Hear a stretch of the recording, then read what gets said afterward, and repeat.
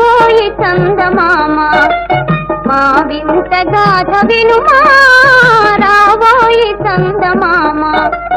మా వింత గాథ వినుమా రాబోయి చందమామ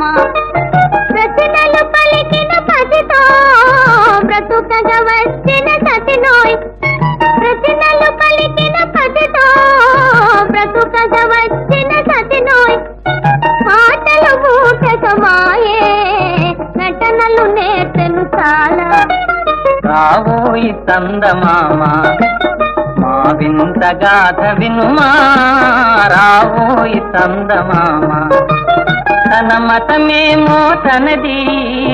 మన మతమసలే పడదోయ్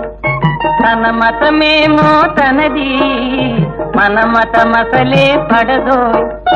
మన